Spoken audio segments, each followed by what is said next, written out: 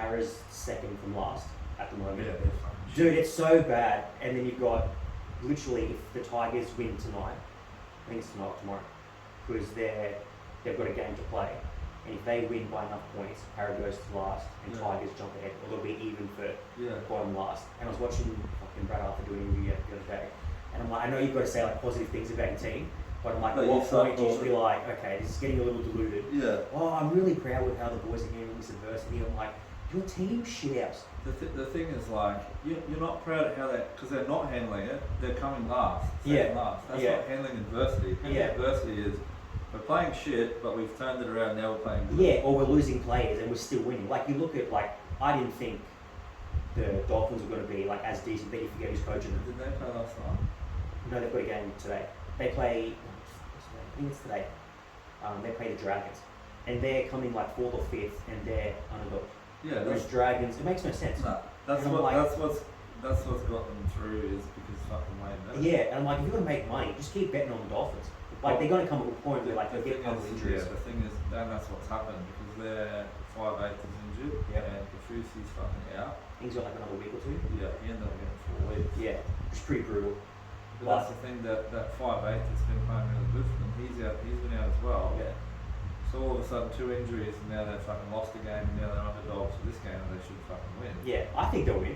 It's like people think, like, they forget how shit the Dragons are. Yeah. It's like every now and again, like, oh, they'll play like the Tigers, and I'm like, now that's just 2 shit teams. Yeah. Like, you could literally flip a coin. Yeah. And, like, you think about the Tigers actually probably have better players in the team. Like, you think if they've got Appy, they've got, who's their player that they're going to get rid of anyway? Brooks. Yeah. And you're just like, you've got literally Ben Hunt with the Dragons. That's about it. They got Jackson Hastings. Oh. Yeah. And then you look at the Dragons and they've got Ben Hunt, and then they just got rid of the forward. Aaron Woods. Yeah, and everyone's like, oh, what a good clubman. I'm like, he's played a season. Yeah. He's been to like 4 clubs, he's been to 3 clubs. Like, he was at Bulldogs, he was at Tigers. His thing was, like, he played for one club for ages, and now he just plays like 1 or 2 seasons at each club and fucks around. I get you've got to make some money, but like, because his thing is like, while he was at one club, like, he was fucking good. Yeah. But then as soon as he went a little bit shit, now he's just that like shit cunt that people just get to like fill a spot. Yeah. Whereas he's not like even Clemmer. I find Clemmer like that, but Clemmer bugs because he's kind of like it's like he knows there's not much time left. He's just going to grow up and just be like a shithead. Yeah. And it's kind of like, I think it was last week before where he's trying to start something and then he hires behind his halfback. I'm like, dude, you're like 6'3". I think his thing is like, I agree. I think he knows he's on the down. Yeah. So he tries to stay relevant. So he starts shooting people and gets in the headlines and shit. So people still fucking think he's it's the opposite to like you look at Hargreaves. Hargreaves is still like, he's not relevant, but he's still a good player. Yeah. 100%. Like, you look at the percentage of when he's playing in their wins versus when they don't have him. And look at his work rate, and he's like fucking mid-30s and he's still fucking. Yeah, he's a big fuck. He's a big fuck. He looks like an angry motherfucker too. 100%. But every now and again you see him start some shit. But then at least like he's backing shit up, like he's playing a good game. Yeah, 100%. Whereas you look at Clem, it's like, insane is what you said, like he's doing it because he needs to stay like in the headlines or just be talked about for a couple of days and then go back to being shit. Because if he's not, then he's not going to demand money that he's getting. Yeah, and then you look at every player in the Roosters team. There's not really any shit ones. No. Like, it's not as if Hargreaves is just on a spot, like on a team field spot. He's fucking 100%. good. That's where they're smart, because they'll have like Hargreaves and people like that are older, but then all these young blokes are like, they know they'll never keep him forever because they'll it's similar to Storm. It's like one goes, the other too just much money. straight Yeah, but they're like every time they lose some like young guy. Yeah. They've got another one to replace. They know they're going to lose them because eventually they want too much money and they can't afford them. Yeah. But then they've got some other fucking young person who just, like, look at Suwali when, like, you know, two of us, Sheck leaves, and then like you got Suwali coming through, and then like, you know, Latrell Mitchell was there, then he left, Suwali took his spot. So like every time one of them goes, there's another one that like. It's very easy to say like, oh, I would never leave a good team, but then like if money's getting flashed around, but then you've got to look at like, for me, the 2 teams, like top tier teams of Roosters and Storm, like even if, like, because you know at some stage you're going to win a prem. It might not be a year, it might not be 2 years, but at least within 3 to 4 you're going to win a prem more than likely. So you're like, alright, do I buy my time a couple of years, win a prem, then try and make some money, or do I just say, alright, I'm happy getting paid 500, 600, making money, because we've also got like those third party payments which are unlimited, which is weird. Because it's kind of like, oh, we've got a salary cap, or we've got this brown paper bag system, where it's just a fucking empty pit. Which, to me, I actually don't have a problem with, because everyone's like, oh, there's such a big tier between like the top teams and the shit teams. I'm like, well, that's fine. Yeah. Because the shit teams need to learn and get better at marketing stuff. I know the longer they're down there, it's going to be harder to get up. Yeah. But it's kind of like, well, you can't give people like a helping hand. Like, they need to do something. Right. Something like that. Yeah, exactly right. Because clubs like Storm and Roosters and all that sit at the top, that have done all that to get to that point. Well, why you haven't done all that shit? Yeah. So why should we go? Oh, look, we'll help you get to the top as well. You haven't fucking done shit. Yeah. Like, earn your spot. Well, it's like you said, like when Sheck left, you look at a lot of the players who leave the top tier teams. It's very rare. Like Nico Hines is probably one that's left and still remain like pretty good, if not better. But Sheck went to a Warriors team where he's just the best player there, like in a below average team. And then you look at who Roosters play now, Latrell's a Rooster, and he's still pretty decent. But then you've got players like Suwali, who's going to earn a shitload of money in another code, is probably just going to make a bank and maybe come back. I don't have a problem with it. Because I'm just like, there's someone else that was taking his spot. It's very much like they're comparing it to Sonny Bill. Like, it's a little different because I think Sonny Bill was way better at that point in time. The thing is with Sonny Bill, he played league like for a long time, and he had stature in the game. Like Suwali, they're just paying on potential. Like they're giving fucking $1.5 million. Well, that's the same as because they think he's going to turn into being a match winner. It's like Sonny Bill, he already fucking was. That's why they pay. Well, it's the worst case, like the complete opposite version to Brooks, and even almost Moses. They're being paid like the top money in their clubs purely based on potential, and it's like, okay, you're going to be good. At what point do you? We've been having this conversation for just about 10 years now. At what point? Do you actually just get good? Is it the too much money that you need to cut your pay in half and you might get better? I don't know. That's where you look at like Kalen Ponga. Like at first he got a big contract. I think it was in was it the Nines? Yeah, he was playing Nines for Cowboys. He was at the Cowboys. I think he played a season or two there. But that's the thing, he's turned into an Origin player, so he is good. Moses ain't playing Origin anytime soon. Well, they were talking about $1 million a year. They were talking about Moses being an Origin player. I'm like, no. It was literally like when you're like 18th line for the crown. It's the 17 people have died for you to get your spot. Like he's a good player, but you look at the people who were literally injured or on suspension that couldn't play. That's the only. And it was like, we're only going to give you the ball if we really need to. You just hang back here, and we might give it to you. And the funny thing is too, like. And they don't even go to that option first. They go, like, oh, maybe we could just put someone out of position for the game. We might put you like as a utility, or maybe you just hang around back. Well, that's the thing. Like you got for New South Wales, like, they got Jack White playing like centre. I don't know what because I was just seeing the other day, like he's looking at he's on the open market, but I'm like, he's a good player and he would be a good team. It's like I don't see any teams that can afford him because I read that he has an option to take up with the Raiders, and it's close to $1 million. The option. But it's like, if he's going to look up another club, they're going to have to pay a minimum of $1 million. And I don't see any clubs, because realistically, he can be a 5'8", but he's more of a, not more of a, they want to put him in like the centres because he played centres at Origin. Like he's not going to be an Origin 5'8", he's not going to be a 5'8" at any sort of that level. And the thing is, like, he's a good player, but he's not like... Well, it's like a utility almost, like he can be in the He's not a player, like you look at, like some of these halves, and like Nico Hines, they got him because they're building a team around him. You're not going to get Jack White and build a team around him. Do you think he's just a good second? These players who come into teams and go straight to captain, you think it's a good idea? Depends who they are. Like you look at Adam Reynolds, like he's gone to the Broncos obviously. Broncos are doing well because they didn't have they didn't have a leader. Whereas, like he's sometimes it doesn't work because like you look at teams and they've got a big history, and then you get some random come in that doesn't have passion for the club. They don't they do it the right way. And someone like Adam Reynolds, they didn't have any leaders in that team, so they get him in there. His experience and won a premiership and whatever else, and they go into a young team, and now they're all playing well because they've got leadership. That's what the Broncos didn't have before. What do you think about like dual captain and stuff? Like, I'm not a big fan of it. I like one person, that's it. I don't think it's kind of like someone was bitching, and it's kind of like, I'll make you like second in charge. Like, can you shut well, they have like 3 captains. Like, I think you need one, and maybe like a vice captain. So your captain's not there, my mate steps in. Like, that system, I think, works. I was watching that Tiger Town I think it was last year, the year before, and they've got like 5 or 6 people in like the fucking leadership team. I'm like, who's the captain? Yeah, exactly. And these people who were, there was like, I think it was he played for the Cowboys and then he went to the Tigers. He might have gone one before him. Tarmo. Yeah, he was leaving, but they put him in the leadership team. Yeah. Like, what's the point? Yeah. Like, he's leaving.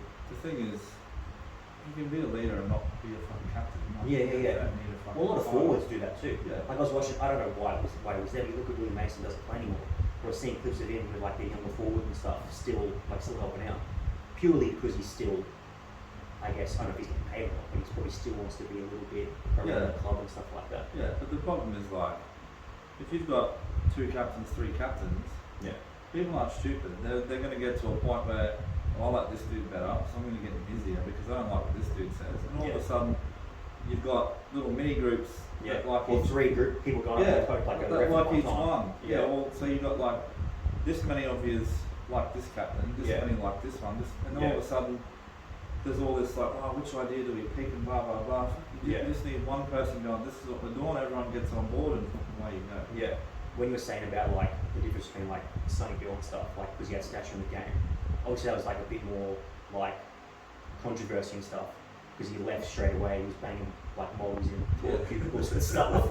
But like, that's like, yeah, I do. But that's the thing. Like, whether you agree with it or not, when you're like one of the best players in your team and in the game, and you're still doing wild shit, winning. Literally, it's always been the case. Winning just erases all bad deeds. Unless you're murdering people or like doing bad shit. Look at like Andrew Johns or like you know, Ben well, there's players that have done Cousins, like shit like that, because they were such good players. They go, oh, we'll put up with the shit you're doing over here until it gets bad enough they can't ignore it. But there's so much stuff that they sweep under the rug. Because if you're good enough, you know, like, well, the money we make from you winning games, people want to come and watch it. Far away. We'll deal with. Fucking doing lines on the weekend. Like, we'll stop worrying about Well, it's like Munster's got caught, which like that's what pisses me off. Like if I'm out with the boys and we're doing stuff, don't film me doing stuff, then upload it. I'm like, you need a beating so bad. You're gonna sit there filming me doing whatever, and then upload it. I'm like, what are you doing? I'm like, that's so dumb. But Munster being one of the best players in the game, literally, he was like, little shit for like 1 or 2 weeks, and then. All's forgiven and forgotten. But the thing that I don't agree with is like, so like Munster for example, like your job is to play football. Whatever you do on your own. I'm like that. I don't like the wall time.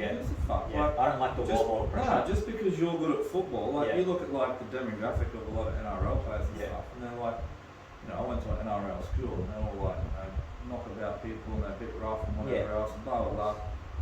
They're still that same person. They're now just on TV and getting paid heaps of money. They're not just magically turned into this like, goody. Oh, I'm such a good bloke and I'm a good role model to kids and all that shit. Like, if you want to do that, that's fine. I just don't like how it's like, I've got to be fake because you want me to be fake. 100%, because your job is to play football, so judging based off like what he does on the football field, if he wants to do lines on the weekend, if I'm playing well and doing that, I'm fine with it. But if it's affecting my game, then that's But that's different. The thing, that like people go, oh, he's meant to be a role model. Why? He's just good at football. Doesn't mean he's a fucking I've always been like that. I think that like that in any kind of sport, like I know don't see heaps of people, like the players, sports players, and in normal life, and then what they're like when they get interviewed on TV, I'm like, that's not you. But they have to pretend to be this thing, and people go, oh, he's a role model and all this. No, he's just someone that's good at playing fucking sport. So take it for what it is. It's like, you know, look at like politicians, for example. Like you get a politician in there and he's doing a good job, but then like doing fucking root around his missus or something. Like, that's not ideal, but then people go, oh, I'm not going to vote for him. Well, if he's doing a good job, you're voting for him. Him rooting is not his missus. Doesn't affect me or my business or why anything. That's his relationship problems to sort out. Like if he's doing a good job for the country and whatever else, you just elect him on how good at the job, not like, he's a bad person because he did something wrong. I don't care if he can't keep his dick in his pants. That doesn't affect me. It's no one's business but him and his missus, at the end of the day.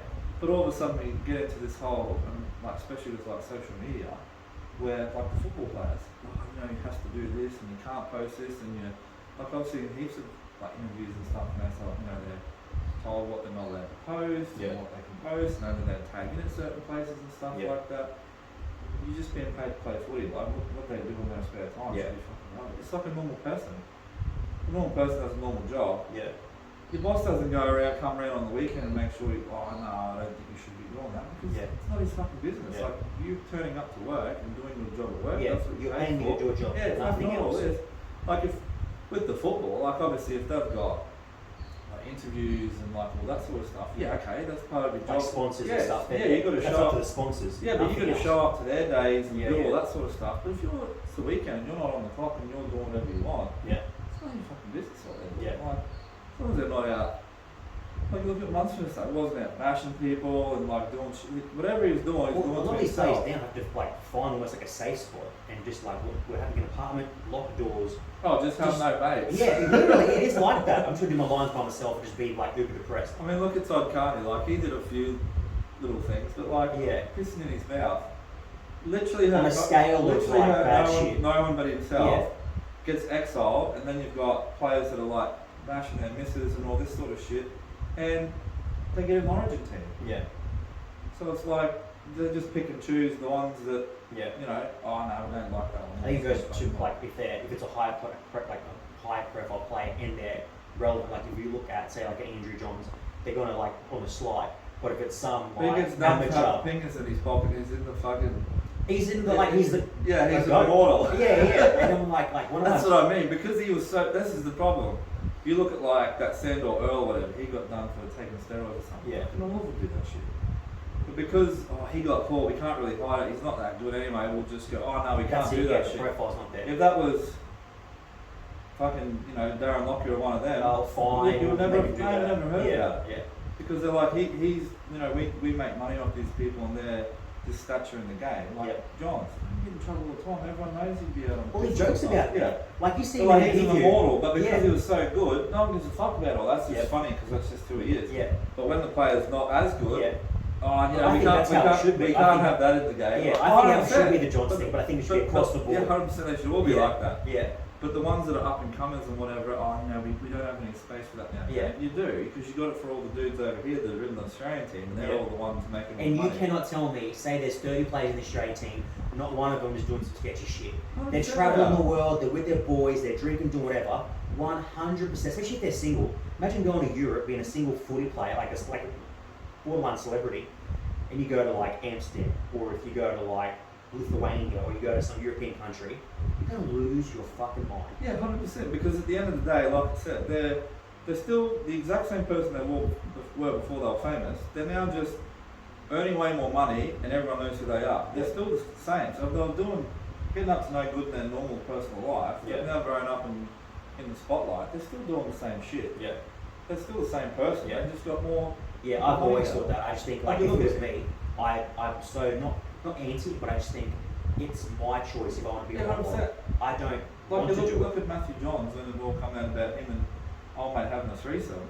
It wasn't a threesome, it was like a whole team. Yeah, but they wanted to ruin his whole career. It's like the only person they did wrong by was his missus.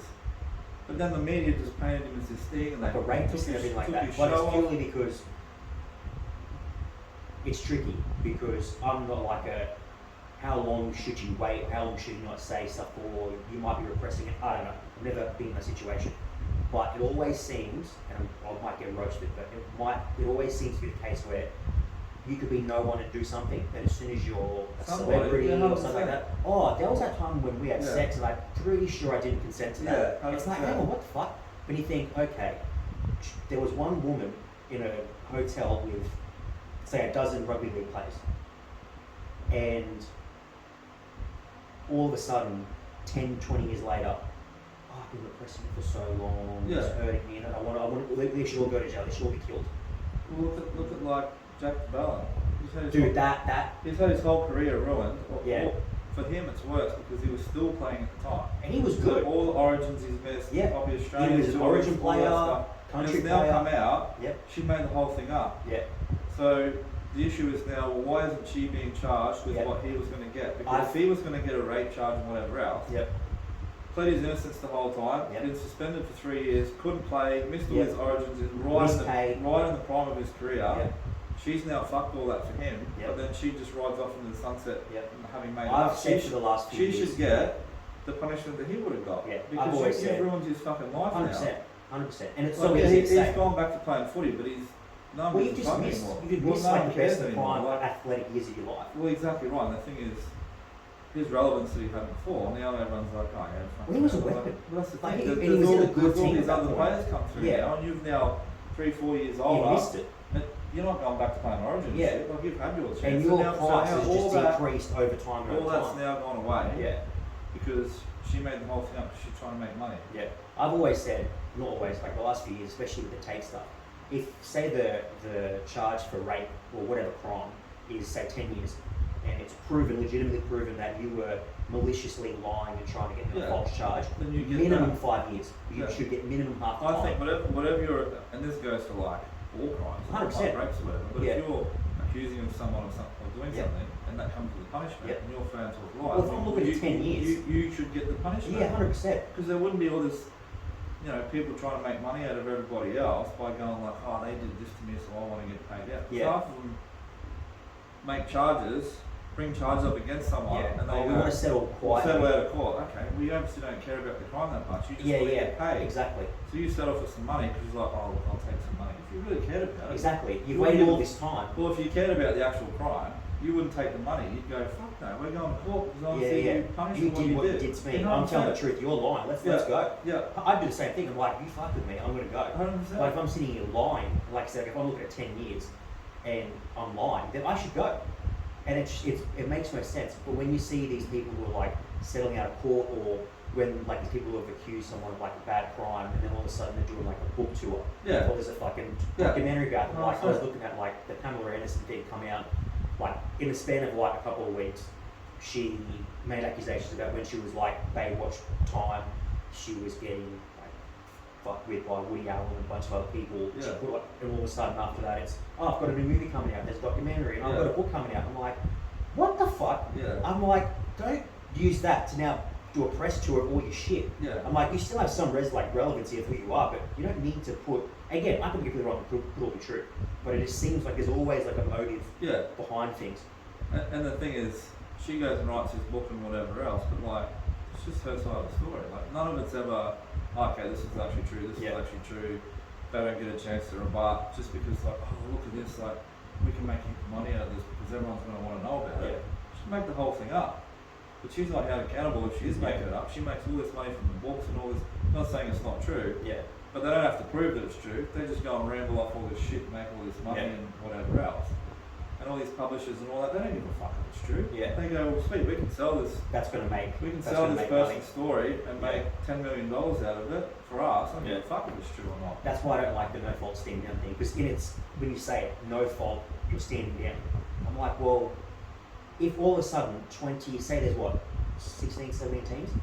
Yeah, 17 teams. What if 17 women go and accuse 17 fullbacks of a horrible crime? And now all those 17 fullbacks have to stand down based on what they said. But like, If look your whole at Jack game's Bauer, fucked. he said he was innocent the whole time. They Yeah. stood him down Yeah. because that's their policy. And it's found that she lied the whole time. So he's been stood down for 3 years or whatever time he lost for absolutely nothing at all. Yeah. He got stood down because he had to defend himself against something he didn't even do. Yeah. So like, what happened to guilty until innocent until proven guilty? It's the other way around. We'll go, well, you're now involved in this, so we're just going to stand you down. We don't really care what you say or what the circumstances are. Yeah. Once you prove that you're innocent, we'll let you play again. Yeah. Like, that's ridiculous. And those things get dragged out. You can Oh, go to that's court it. one That's day and what- be like, all right, so we're not going to do anything today. In 6 months' time, we'll do and this. that's And what like, happened with that one. It just went on and on and on with Yeah. turn. And like his whole career is nothing what it would have been because of that. we look at like this tape thing. It's like in this one particular part of the world, it's like, no, it's basically guilty till proven innocent, and we could hold you for 30-day increments. It's been fucking 3 months and they've got no charges. Dude, longer than 3 months. Dude's been since last year. There's no evidence. Nothing. But it's weird. Like you look at the Because, evidence. but that's the thing. The way their laws work, Yeah. they can Hold you. They can hold you, and they can put in to get that extended 6 times. So they can do a 6 months. All they're going to do Like is 180 they're just days. going to do this for 6 months, Yeah. get the maximum out of it, Yeah. and let him go. Because by then they'll go, well, this is the thing they do with politicians or sports people or people like him. They don't give a shit if he's guilty or not, because they're just going to make it look like he is, so everyone goes, oh, I heard about this, he must be a shit cunt. So like, his image is ruined and people stop following him. In 6 months' time, there's somebody else coming through that we're always going to them now, not him. So they've done their job. They've made him look shit, so they don't care if it sticks or not. He goes back into the world, no one cares anymore, and they've done their job. I think with him though, it's not going to have the effect. No. Because I saw he's out now, like he's on house arrest now. I saw it this morning. Yeah, and I'm like, dude, whoever, obviously he's not going to be able to go anywhere because he's on house arrest for say whatever much time. But I'm like, if he goes on like a Rogan or even does like a home pod. Joe Rogan already said he wants him on the show. Oh, it'd be the biggest. It would literally be the biggest 100%. podcast. Even if you're not a Tate fan, you would watch it because you just want to see. He'll spend hours talking to Joe Rogan. Oh, he'll bring a folder like this and be like, "This is all the evidence." And he will just say the whole lot. And that whole Joe's going to be like, "This blown open." Yeah, because even when you've got a platform that big, you not that you can't be held accountable, but you're very like, "We've got that big of a platform. Like, what can we really do?" Yeah. And you're just like, exactly right. Yeah, like what you were saying with like it goes back to like within Australia with Sonny Bill because he left in his prime and he was still like I said like he was banging walls and cubicles and stuff and he went overseas, but because he was so relevant and popular and successful, you forget all that. So when he came back to the Roosters and you're like, and because he's fucking huge. Oh, they won a premiership and all of a sudden he's the best thing since Exactly. And you're just like, oh, we don't care about that. You're just like, no.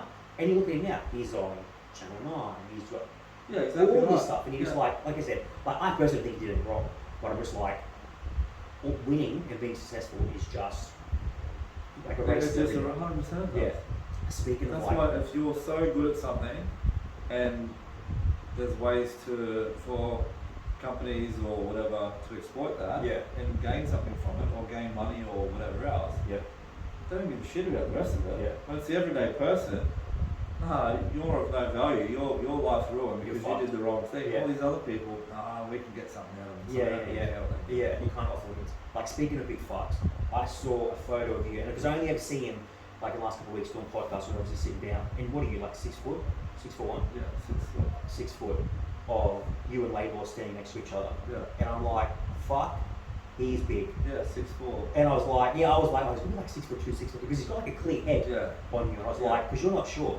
And I was like, holy fuck, he's not just tall and thin, he's fucking 6'4" and like wide as fuck. Well, he's 110 kilos. Real? Yeah. I would put him, Well, he was, I think he got to like 130 something at one stage, but he's normally sits around 120. He's like lean right out. He's a big boy. So he's 110, but like very lean 110. So that's at lean, he's still 110. Yeah. He's a big dude. How did you, have you known him for a while? Yeah. How did you two bring the whole like Bstrap thing together? So I met Laidlaw maybe over 10 years ago now. I was going to say, I think you've known him for a while. In Mackay. Yeah. So he moved to Mackay from the Gold Coast or from Sitdown. We met 10 years ago. And then he, doing all the things mates do over the years, and then probably 5 years ago I think he had this idea, he wanted to, he was looking at, he worked at mines and he found the seatbelt material and they were using it for something and, no shit. So we, he trains, I train, we've all trained together for years. And he didn't he just had this idea because like the normal like ropes that you have, like when you hold on to them and do like tries and abs and stuff, like they're uncomfortable. Now that you say that, and I'm thinking of like the Bstrap material and like a seat. It is. I was like, 100%. I didn't even think of that. So he had the material on site. And something happened and he was like looking at it, he had it for something. And he was like, that actually feels comfortable. And because he was doing like abs and stuff with the rope, like it burns your hands. So many pieces of equipment, they hook you up and you're like out here or they're not at the right angle, so they cut you up. But I wouldn't have even thought using that. So he's used that and made one. Just for himself to use. And it's like, but he's used if you've done that. He's used all mining gear. So he's got a seatbelt out of one of the old trucks. Which would be shitty. Nah, proper seatbelt. Then he's got like just a D-bolt to put at the top to actually hook it onto the carabiner at the gym. He's got the loops for the handles and stuff. Like he's got the rubber, heated rubber to go on to hold it tight. Like it's all shit off the mine side. Like it's prehistoric. It'll fucking. That's clever. It'll be around longer than the fucking dinosaurs. So he made that. And used it for himself. And then he had like a mate out at Mormon or whatever, like, going, yeah, that's pretty good. Like, oh, do you reckon you can make a new one? Anyway, he made a couple of different ones, and like, you know, they're this long and they're all different colours and they're rough as guts and whatever, and gave them to a few people. And then he sort of modified it a bit so he could use it more for tries, because the first one was like very long. And then he like more and more people sort of wanted one, and he thought this might actually be something. So that was probably like he went a couple of years where it was just doing as, you know, like he just made a couple, for his mate sort of thing. And then after a couple of years, he was like, you know, I really want to turn this into something. He's been sitting on it for all this time. So he's but like never sort of done anything about it. And like the impressive thing for him is he made the actual all the prototypes himself. So he actually went and bought a sewing machine. Went onto YouTube, taught himself how to sew, watching videos. He ordered like different materials. He learned different stitching. So he's tried different stitchings on different ones.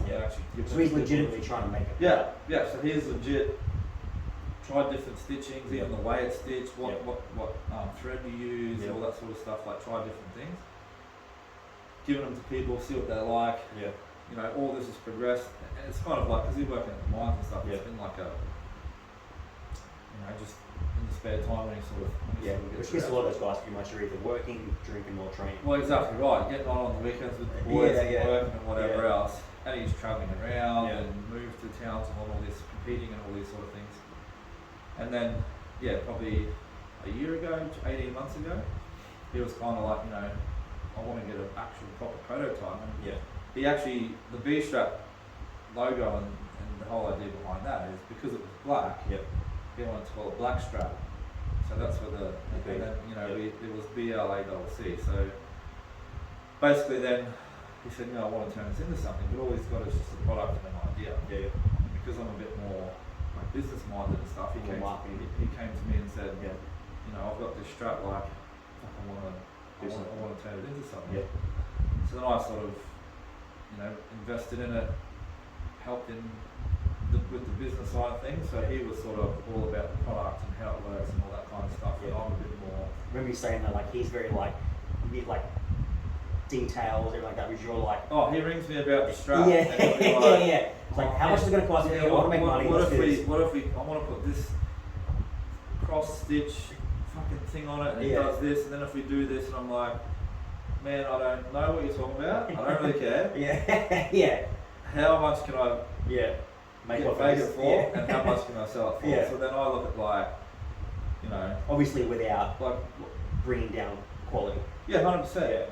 So he sort of, you know, and then basically I sort of looked after the business side of things. We set the business up and financials and all that type of thing. We got the prototype actually manufactured, because the thing is, he can make those straps, but obviously like one person making that money, it's just a time thing. So we end up getting. He's probably got better time being spent. 100%. So then basically we got 500 of them made, a couple of different types. How long that take? Like the prototype we sent over, this is the thing, it really wasn't that long, because once we got we got a couple of different prototypes and tried them out to see what they were like first. But once we say yes, this is the exact one that we want, you know, it's like X amount of weeks for them to make them, 500 of them, time to send it, time for us to get it, and this is the process. Like, you know, we had to go through all that, then obviously we needed to get a website, we had to have specific. Which that's more your thing. So that was my side of it, because he's not really business minded, and he's very, we're alike in a lot of ways in that, like, we want to get after it. We're kind of like, if we say we're going to do something, let's just do it. Well, you've got one person who's really good at one thing and you're really good at so he's like real creative and like loves how the strap feels and like he wants every bit of it to be perfect and whatever else, whereas I'm more like the numbers side. I'm like, let's make a system on who can we market this to, who's going to want to buy it, how much of it can we sell, you know, how can we get the reach further. So I kind of look after all the numbers and all that side of it. And you know, the funny thing is, like, he cares that much about the product. He has no idea how much money our business has made. He has no idea how much money our He's business. like, oh, there's a lot of people really happy at the moment. That's what I care about. That's the thing. But he does. Like, he even says, I don't care about the money. I just want as many people to have as possible. which is good because you're like 50-50. Yeah, Also, so we have I'm to also like, make money. yeah, but my thing is like, well, you know what? They can show me how happy they are by After they're bored, yeah. So, but that's like the beauty of it, because we're the same in a lot of ways in that we want to make it successful. But he kind of looks after all the research and development and organising the product and making changes to it. Like, we communicate on both sides of it, so he'll tell me all the changes he's going to make. But I'm just like, don't really understand a lot of it, but I'm like, I trust you that you're you know what you're talking about. And then when it comes to like, you know, the business side of it and the money and all that, same thing. We consult on it, but he goes, you do you look after that, I kind of look after this. So because we're so different in like our skill set and how we think and all that sort of stuff, I'm very like focused on the goal and like, you know, making it successful and making it make money and how can we expand and all that type of stuff. So I focus primarily on that, and then he'll focus on making sure the strap's basically as good as it can. So we're in it together, and we cross ideas and whatever else. We kind of like look after, you know, his skill set is better here, and you know, my skill set's better over here. So the beauty you've done it before. Yeah. See, that's the thing, because I've been in business before, and you know how it all works, and all the right things to do. Obviously, systems in place and how to make money and all those type of things. You know, I'm always been, you know, as an adult, really good with money and like how to make money work for us. He's the opposite. He earns good money, but he's not that interested in it, so he doesn't really care if he spends it all and that sort of thing. So his strengths and my strengths together, they work really well. The beauty of it is I kind of like just let him do the things he's good at that I know that I'm not interested in or I'm not that good at. And there's no point you getting what you well, exactly right, because the thing is, no point in two of us doing everything. So two of us doing that side, and two he's of us going to doing that. overlap and fuck it up. So we go, there's only so much time in a day. And like, you know, I have my PT business and a job and whatever else. He has a maintenance business. So he looks after his side of it, I look after my side of it, so we maximise our time and that everything's getting done because we're kind of just sticking to the bits. And they link up at the end of the day. And that's the thing, like, because I know what I'm good at, there's no point in me sitting there trying to come up with ideas for straps and whatever else. I'm like, well, he's way better at it than me. Like, you can send ideas, I think. Oh, 100%. Like, we do discuss ideas. I guess a lot of mine more come from, you know, the marketability of the straps. He'll come to me with ideas and say, what if we do this? And I'm like, well, this is what's good about it and why, and this is what I don't think is good about it and why. So it's all good and well, you know, have some amazing product. What sort of comes to you and be like, all right, I'm going to poo-poo that idea versus, all right, I'll run with that idea. We have this funny thing where he'll ring me with 100 ideas and one of them's gold and 99 is shit. It's like, I'll take that ratio. but 100%. But I'm like, the thing is, there's still that one good idea. So like, he's that type where he's just, you know, he's like, that's where we're the same, and we're constantly thinking of like ways to be better and constantly like kind of like obsessed with it. Whereas I'm more, how can we turn this into something bigger? How can we get more people seeing our straps? How can we get more people using them? How can we show more people the benefit of having it? And he's on the other side of, how can I make this strap better? What's another product that we can make? How can I make the next product? So we've got like, you know, a whole line of different products that we're going to bring out because of the process of making one. You got to make one, then you got to trial it, then you got to make changes that you don't like. You've seen the downside of people doing too much too quick. So then you've got to trial it again, and then you say, rather than bring out like 10 products that are kind of like half-assed, we go make a product. He makes it first. We try it. We both try it. So he'll make two. We both use it. You know, we might show one or two other people, see what their thoughts are. Then we change it to suit. Then we try it. Then once we're happy with it, then we send it to our manufacturer and say, can you replicate exactly this? They'll say like what they're, you know, our manufacturer that we use are pretty good. They're more or less like, we'll say, I want exactly this, and this is how I want you to do it. So that's why we will actually send them one rather than go, you know, we want this product, we want it to do this. We'll literally go, send it to them and go, I want you to make 500 of those. Exactly how exactly how the stitching is exactly the same, the material's the same, every single thing on there is literally what we've told them to do. So we just go, just replicate that. So that's where I think the quality of the product comes out, because we haven't just gone, look, we want to make heaps of money. let's ring up some manufacturer and go, hey, can you make something for us so we can make money? It's like, you know, you see all these drop shippers and stuff. There's a lot of drop shipping places around now, and all they do is go online, look through a catalogue of products and go, yeah, people will buy that shit, so I'm going to order them, and then make a website and just sell that. And half the time it's just some rubbish that they've found online and go, they've seen on TikTok, or Instagram, So that's why with us, we haven't gone. I think if you started that early, you probably would have made some money, but it's just so saturated now. It's so, and finding a legitimate product, and you find a lot of them, like, they're just niche things, like they're not even like, I guess some of them, they're not even good. They're just like giving things. Yeah, 100%. Like you see people like, well, I've got a laser light that will fucking point into the stars and stuff, or you see some kitchen thing, you're like, and the thing is, that's cool. The thing is that all has a lifetime, because you sell a product like that, then everyone else sees it's successful. Yeah. So then you're in and out within like 6 months. Then everybody else does it. Then all of a sudden, well, everyone's got one of them now. Yeah. What's the next thing they can make? Yeah. And the problem is that's a way to make quick money, but that's not building a brand. So our whole thing is like, we want to build an actual brand that is an actual company that basically provides value. So that's why with our straps, we take so long. Like, we're coming up to a year. We launched in May last year, so we're coming up to 12 months, and we've only just put out the second product because it's taken us that long to be happy with it, get it to the point where it needs to be, and that's exactly right. And you know, with our brand, you know, we do all our social media, we're in our videos, like we reach out to people, like our customer service, like every time we send a strap, as soon as someone buys, label will reach out to that person, text, phone call, email. Every time I look after the, you know, the shipping and all that sort of stuff, every time I send it, I handwrite a note to that person. So for us, we're about, okay, you know, not just like, we made this product here, you buy it off us.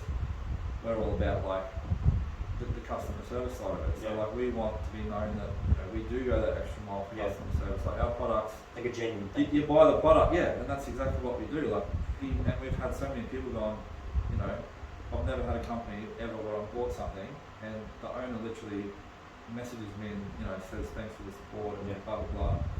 And obviously you can see in the product, because you look at the product and you can tell it's not drop ship. Like, there's a difference, like, because I've seen similar, you know, gym attachments and stuff. You look at it and go, it probably costs 20 cents to make that, and it's fucking rubbish. So you think that's what separates you from 100%. A lot of those like gimmicky accessory stuff like that? 100%, because, you know, we've even had people had like other accessories and go, you know, like, this is the best one I've used, and because we've taken the time to make it exactly how we want. And I think the other thing is, because we believe in the product, so the thing is, we put our face, you know, our face as a business. So every time we put something out, like, and that's what both of us say is, well, my name and my reputation is on that product. So if I put that out and it's rubbish, everyone's going to go, well, this dude's full of shit. But as you look at like all these drop shippers, no one knows who they are. They don't give a fuck. They don't care about the product. A lot of them, like the traditional drop shipping, they don't even get the product. They buy it online, sits in a warehouse, they make a website, advertise it, sell orders. They never even see the product. They couldn't give two shits. So that's why once that product isn't cool anymore, they just move on to the next one, because they're all about making the money. And like, they make a bit of money out of it, but like, they don't have a brand. Like, there's not like, you know, they don't turn it into something. All it becomes is just someone that just sells shit. So for us, you know, we have, you know, people sending us videos when they're using the strap. Like, we've had like times when we do content where we get people to come, and like, if we're at the gym and there's people there, like, they jump in and we'll do a session with them. And, you know, we're trying to like create that community around our brand where it's more than just, oh, they make fucking gym accessories. Like, people want to be a part of it. People want to be, you know, an ambassador, or you know, we've had sponsor the IFBB shows, and our ambassadors will just come along to the day and like. How did that whole thing come about? So that's not a small thing. Nah, and we did that quite early as well. We wanted to sponsor shows to get our reputation out there. And obviously there's a million different shows around, and you know, I've been in the gym industry a long time, and Laidlaw's competed. And you also train competitors. Yeah. So I've got my own competitors and stuff like that. So, you know, we looked at what sort of organisation. You know, obviously we wanted something like with a good reputation as well, but also like what they stand for and what they're about and how they run things. We looked at all different ones, and IFBB was kind of you know, the cream of the crop, and that was like, you know, the one that we thought sort of best aligned with sort of what we were about. So we jumped on board with them, and I think we realised pretty quickly that we made a good choice, because we put an inquiry about sponsoring the shows last year. Like, we'd only just, you know, not long launched when we sponsored their shows. And Tony Doherty, who runs the IFBB, actually got on the phone and called Laidlaw and spoke to him himself. So like, for us, that was That's not small. well, that's not small at all. That's how we knew we'd made the right choice, because like with us, people buy the strap, we message them, send them a voice message, email. They're on the same with you. Yeah, and we're like, I'm literally handwriting every single person. I handwrite a little note with a sticker and whatever else, and send with the package. And that's what we're about. And then we inquired about the show, and Tony rings us, like, that's not his job. So he rings us himself and asks what we're about and what the company's about and where we want to head and all that type of stuff. And for us, that kind of like solidified the relationship that we had. And then, you know, once we actually went to the shows, it was funny because at the end of the show, we had one of the organisers say, like, you know, we're really happy you guys turned up to the show, you know, because you brought the cool factor to the show. Because a lot of the sponsors, I guess, have, you know, done it for years, and they turn up, Same kind of thing. have their name on the board, have a booth, spend the 8 hours there, and then they go. So Laidlaw and I went, you know, how can we make the most of this and how can we stand out? Because obviously, like, we also don't know if you're ever going to do it again. Well, so that's like, let's do something. So what we did is, like, we went and got signs made, and we got like 5 or 6 of these signs, and literally drove along to where the show was, pulled over on the side of the road, and we zip tied to street lamp posts, and so the whole way in we'd see people and they're like, I think I saw your signs driving here. So like, randomly on the side of the road, we drive along, and there's this big B-strap sign stuck to the street pole and all this sort of stuff. And then, like, as people walked into the venue, had a sign there, B-strap welcomes all competitors and spectators and stuff like that. And all those type of things people notice. We had heaps of people going, fucking I saw your signs, like, on the way in. People messaging us going, boy, fucking just saw your sign on the street pole, like, up the road. So, like, instantly, we'd sort of, you know, it's something different and people noticed it. So it got our brand out there and more noticed, but it was also, it showed what we were about. Like, we were going that extra mile. Like, we weren't doing what everybody else did. We weren't just like turning up and whatever else. We were going, you know, how can we add something to this? How can we, and then we actually got approval off Tony to put a cable machine out the back for the competitors. So you can actually like do demos. So basically we put 2 cables out the back with weights, and our straps on either side. So traditionally with those, you know, warm-up areas and stuff, competitors will bring their own little dumbbells and little bands and stuff like that. So they're kind of just common to like almost every show. Every show's the same, and like basically whatever you bring is whatever you have the ability to use.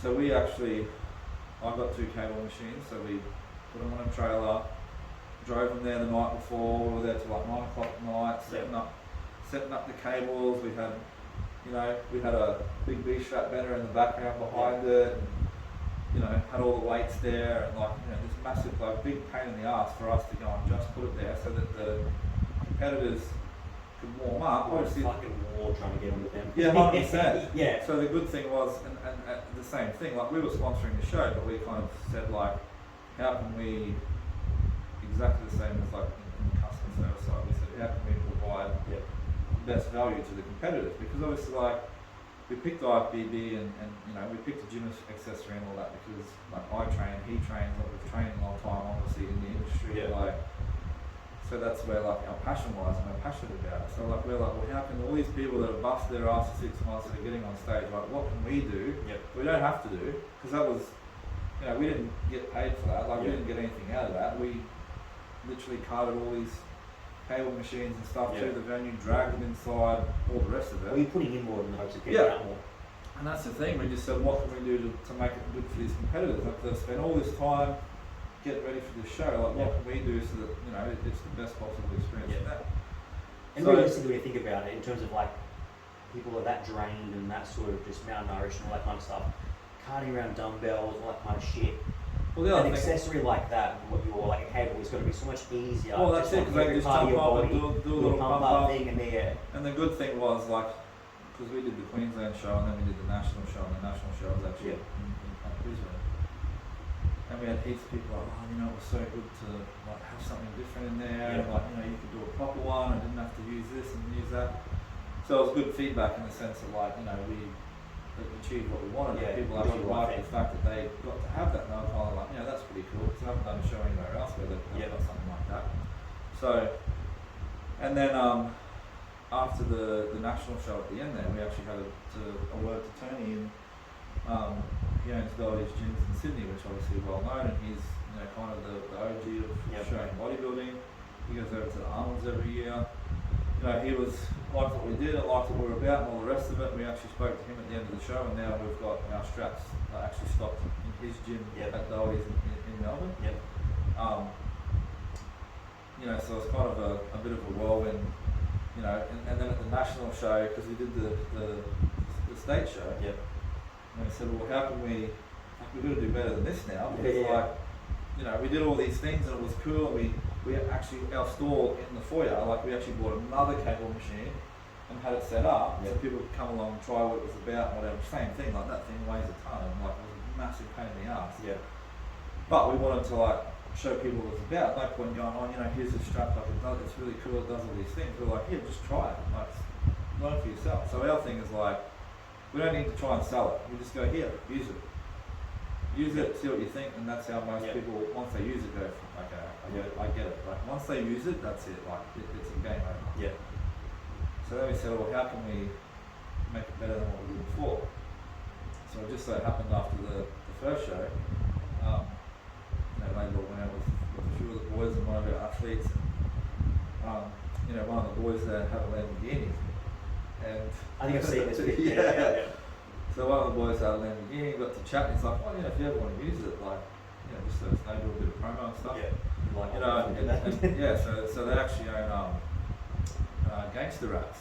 So, you know, they were awesome, and they made a little temporary Bstrap wrap and let us borrow the car for the day. So we parked the Lamborghini at the entrance to the show with the big Bstrap logo on it, the big Bstrap logo on the back. You know, people would get photos with it, walking in, going, "Fuck, what's going on here?" Like, you know what I mean? So it's just that, you know, and that's kind of what we're all about. Like, we're, you know, trying to provide value to other people, but then obviously, like, we've also got people around us like that you know, could do those things. So like, you know, they put the car there for the day and put the wrap on it and all that sort of stuff. But no, you didn't have to do that. Like, that was.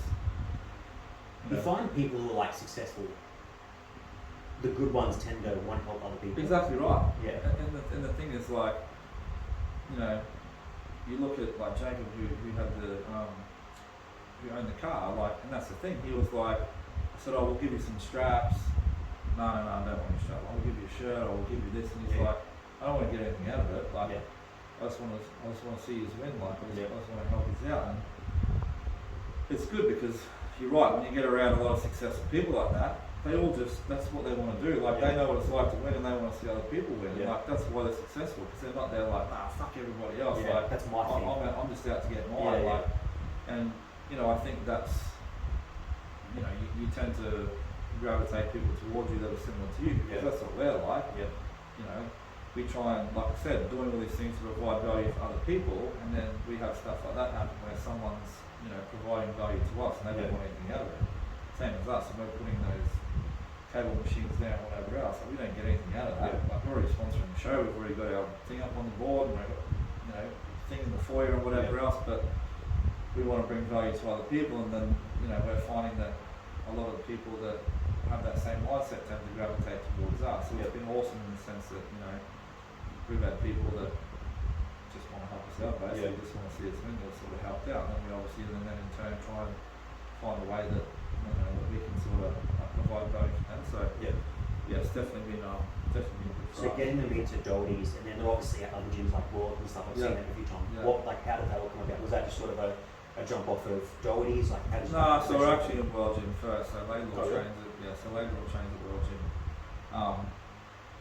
and John Davey, who's been awesome for us. He,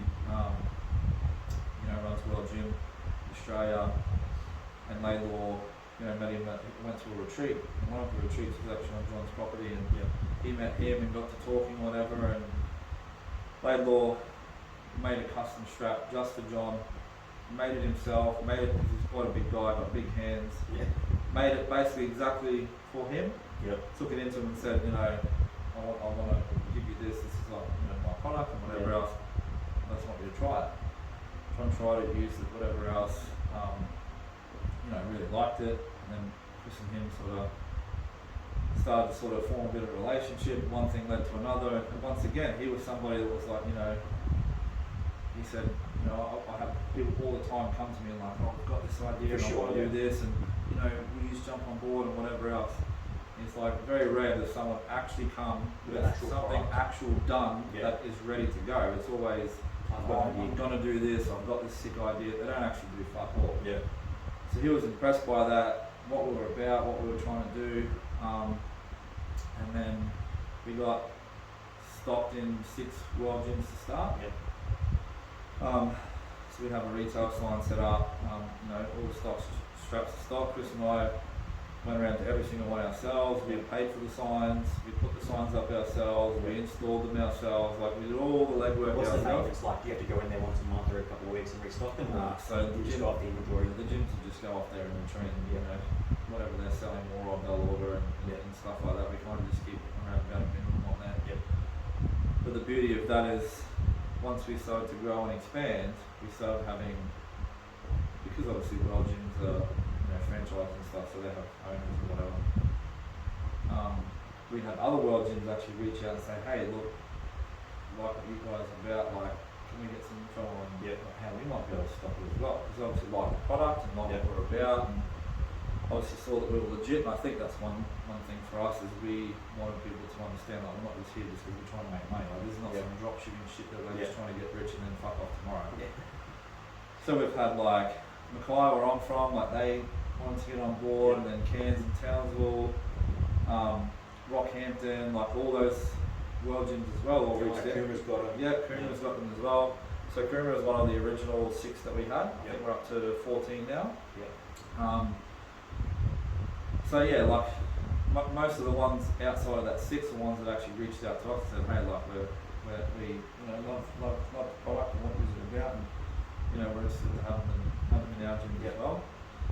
So once again, it's that exact same thing again. We're like, we were providing that value to someone, and sharing the passion, and being all about what they were about, and then everyone, I like what you guys are about. Obviously, it's mutually beneficial, but for a company like that, and John being in the position that he is, like, he doesn't have to do favours for anybody, but he saw what our intent was and what we were trying to do, and he was like, I really like what you guys are about, and I'm happy to help any way I can. And that's what initiated those first 6 world gyms, which has obviously led to all the rest of them now, which has obviously helped our brand grow, and we've got that relationship with Worlds now, and film content there, and all these sorts of things. So once again, it's somebody that's successful, that's in that space, that once again just wants to help somebody else out, because they just want to see other people win. So do you find it easier trying to work with franchise gyms? Do you like to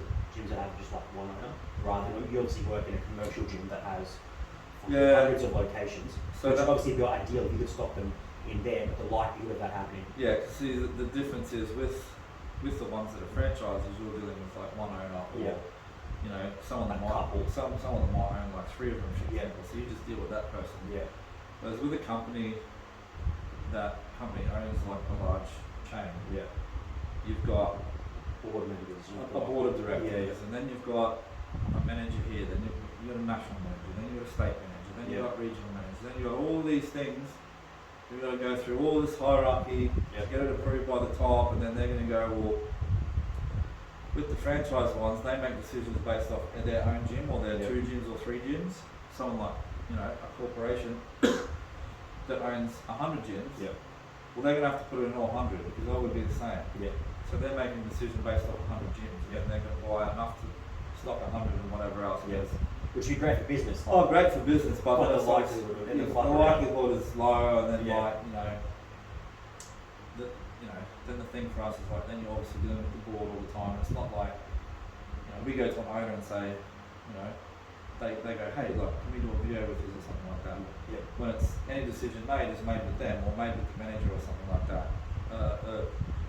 A company that owns that much, that has boards and all that type of stuff, it's got to go to this person, then it goes to a board, and then they got to vote on it, and then to get something done, it's got to go all the way up here, then all the way back down, and then you've got to put all these things in place, and it's this massive process. Whereas the beauty of having these franchises is go to the owner, hey, can you do this? Yes, sweet, sounds good, let's do it. Well, make it happen. Yeah.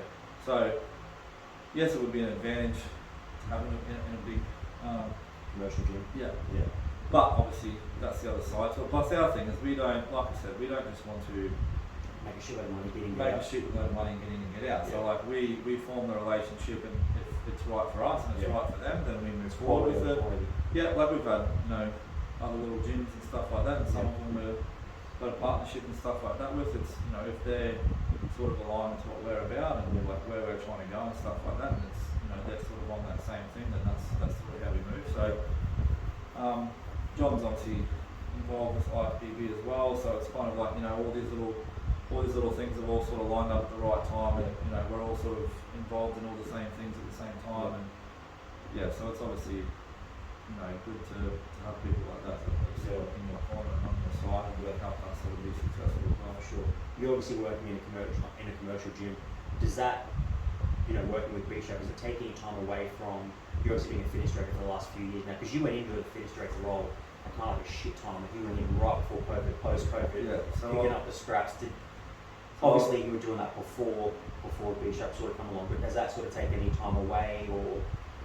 No, I think it's one of those things. It all comes down to time management. Yep. So these people that I get, because I've got a full-time role looking after 2 gyms. I've got 25 trainers that I've got to look after. I've got my own PT business. I've got Bstrap. So it's one of those things where it all comes down to A, time management, B, how bad do you want it. Yep.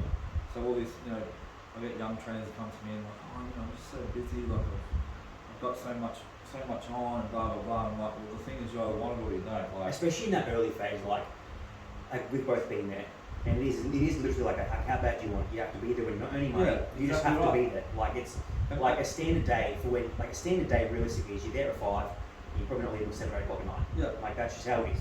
And the thing is, I think it's people just have unreal expectations, because I think through Instagram and social media and stuff like that, everyone's like, just do my course, and in 8 weeks' time, like you can become a millionaire like me. And people want to do all that shit, not realising like that doesn't last because you haven't learnt anything. Yeah, you're not going to learn that in 8 weeks. Yeah, it's like people, they want to lose weight, and then they go on some crash diet for 8 weeks and lose fucking 15 kilos. Well, how many challenges have we done with clients? And it is literally like a yo-yo effect. They'll do an 8-week, 10-week, 12-week, and sure, they'll drop a shitload of weight. Like I remember I had one guy who was taking Duromine. I didn't know until like the last 2 weeks. So anyone who doesn't know what Duromine is, it's basically like speed. Yeah. And it's like an appetite suppressant. Yeah. You can train like a fucking animal, and you don't want to eat, which naturally is you're going to just be a shredded mess. Yeah. And this dude lost something like 30-something kilos in like 12 weeks. But then it's like, you have to come off at some point. Yeah. And you're putting minimum half that. Yeah. Half of that on. And sure as shit, you did. Yeah. And I'm like, that doesn't work long term. Because the issue is, it's like overnight success. Overnight success, overnight results. Yep. Don't work long term. That's literally all they are. They're not long term, because, like I say, same with clients. Yeah, you can lose that amount of weight in 8 weeks if you want, but you won't keep it off because you haven't learned anything. So all the habits that come along with it. Okay, your body also needs to adapt. Yeah, I've got to go to the gym every day when I don't feel like it. I've got to eat this shit. Yep. Every single day, even though I'm bored of it. Like I've got to do it over and over and over and over and over, and instill that discipline, that habit and that discipline to get a long-term result and keep it that way. Yeah. That's why you see like successful people. Like look at rich people. They go bankrupt. 2 years later, they're a billionaire again because they know how to do it. They've done the hard yards to learn the skills to get there. So I find a lot of people in business now, old mate over there, he bought crypto at $10 and now it's 1,000, and he's a millionaire now. Like, I'm just going to do shit like that. Yeah. Yeah, but guess what? Now crypto's died in the ass. Yeah. He's not a millionaire. It's so yeah, exactly. It's so volatile. The thing is, like, he learned nothing. He got lucky, literally made money, and now he's got nowhere because he never learned any skills. Yeah. So the same thing goes with business. Like, I get new like training. winning lottery, and then you see these dickheads like 5 years later. And that's why, because they don't know how to. If you can't handle money when you have $1,000, you can't handle money when you have $1 million. Yeah. The way what you do with it is going to be the exact. You just got more of it. It's very rare if you're poor and get rich, you don't fuck it up. Because if you have $1,000 and you waste it, imagine what you waste when you have $1 million. Yeah. You're like, fuck, I've got $1 million. I can waste a bit and still have heaps left over. $1 million doesn't last much, especially now. You look like a house. A house, half gone. Yeah. Then you got to pay taxes. There's houses now, 4 bedroom, 2 bathroom, $1 million in some places. Yeah. You got to pay taxes. Then you got to pay everything else, and you're just like. And I guarantee you're going to buy a nice, car. Yeah. Insurance and all that shit. Yeah. Within a year or two, literally, you're like, fuck, where did that go? Yeah. So I think, I get new trainers and stuff, and they're like, oh, I'm so busy, and, blah, blah, blah. And I'm like, they're busy doing the wrong things. Exactly. They're not busy at all. They just have this, they do fuck all, and then when they have to do a little bit, oh, I'm so busy. And I'm like, I've been doing this 7 years, I get here before you, I have a normal job for 8 hours, I do more clients than you, and I'm still here when you're gone. Yeah. So I have a full-time job, which I do plenty of overtime for. I have my own PT business, and I have Bstrap, and a family, and all the rest of it. And I find time to do all that, and all you have to do is just be at the gym, and you're it's too busy. Yeah. So is that the biggest thing you find with like young 100%. 100%. It's that and once again, it goes back to like social media and stuff, where everything's instant now. Yeah. How can I get results as fast as possible? How can I get rich as fast as possible? How can I get X as fast as possible? So now people go, okay, I'm starting PT. How do I just get like heaps of clients straight away and not have to do fuck all? It's not how it works. Yeah.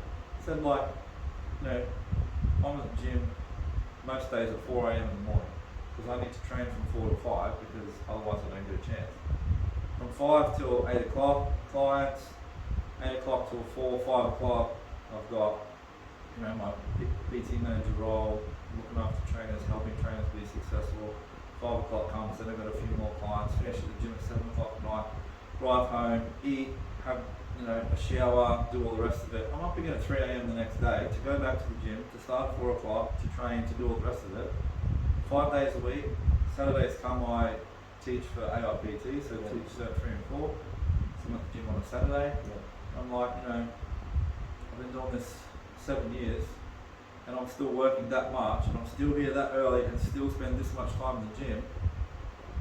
And 7 years on, I'm still doing it. Yeah. So these people that are new, and they go like, what do I need to do? Literally just be there. Yeah.